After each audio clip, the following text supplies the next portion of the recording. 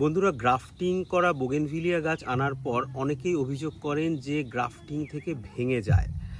এই গ্রাফটিং থেকে ভেঙে যাওয়া রোধ করে গাছকে স্বাভাবিকভাবে বৃদ্ধি বজায় রাখার জন্য কয়েকটা টেকনিক আজকে আপনাদেরকে বলবো। সব থেকে ইম্পর্টেন্ট যে বিষয়টা হলো যে গ্রাফটিং ছাড়া কিন্তু নিউ ভ্যারাইটির গাছ দ্রুত কখনোই পাওয়া যায় না। ধরুন কোনো গাছ খুব সরু ডাল প্রডিউস করে, সেই গাছের গ্রাফটিং কিন্তু সরু ডালের উপরেই করতে হবে। যেমন ধরুন এই গাছটা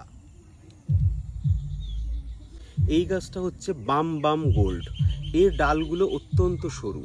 এখন এই গাছটা একটা জিনিস দেখাই, এই গাছটার গ্রাফটিং এই মেন স্টেমেও দেয়া যেত, কিন্তু এই সরু স্টেমে দেয়া হয়েছে।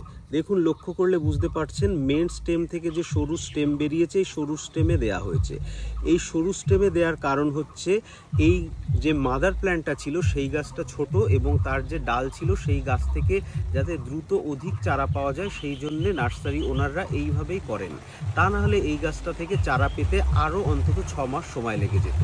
এখন দেখুন গ্রোথও খুব সুন্দর, কিন্তু প্রবলেম হচ্ছে গ্রোথ হওয়ার সাথে সাথে এই গ্রাফটিংয়ের এই জায়গাটা সরু হয়ে যাবে এবং পরবর্তীতে এটা ভেঙে যাওয়ার সম্ভাবনা থাকে।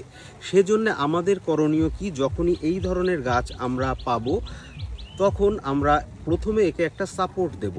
দেখুন এরকম ছোট সাপোর্ট দিয়ে ফার্স্টে এই যে স্টিকটা দিলাম, এই কাঠিটাকে দিয়ে আমাদেরকে এইভাবে এখানটায় লাগিয়ে দিতে হবে বা মাটির সাথে পুঁতে দিতে হবে। এরপর আমরা এই জায়গাটায় গাছটাকে ফার্স্টে বেঁধে নেব।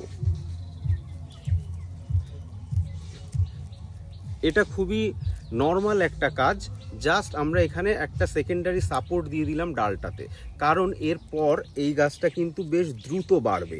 যত দ্রুত বাড়বে তত কিন্তু এই জায়গাটার ওপর চাপ পড়বে। এরপর যেটা করব, আমরা এরপর এই জায়গাটা কাটবো। কখনোই এই সাপোর্টটা দেওয়ার আগে আমরা কাটবো না, ফার্স্টে সাপোর্ট তারপর আমরা কাটবো হচ্ছে গ্রাফটিং টেপ। এবার গ্রাফটিং টেপ কাটার জন্যে আমরা একদম নতুন ব্লেড নিয়ে নেব। নতুন ব্লেড নিয়ে 2 টুকরো করে জাস্ট দেখুন বন্ধুরা, একদম খুব হালকাভাবে এই জয়েন্টের এই জায়গাটায় আমরা কেটে দিলাম। এইবার খুব সহজেই এটা খুলে যাবে। এইবার বক্তব্য থাকে অনেক ক্ষেত্রে যে গ্রাফটিংটা জুড়েছে কিনা। সত্যি কথা বলতে কি, গ্রাফটিং কিন্তু সহজেই জুড়ে যায় যখন গাছ এরকম বাড়ে, কিন্তু অনেক ক্ষেত্রে দেখা যায় যে সেই জায়গাটা অল্প ফাঁকা থাকে বড় ডালের ক্ষেত্রে, কিন্তু ছোট ডালের ক্ষেত্রে ফাঁকা কখনো কখনো দেখা যায় একদমই থাকে না। যেমন এইখানে দেখুন খুব সুন্দরভাবে মিশে গেছে, আমরা যদি লক্ষ্য করি সুন্দরভাবে মিশে গেছে। এরকম জায়গায়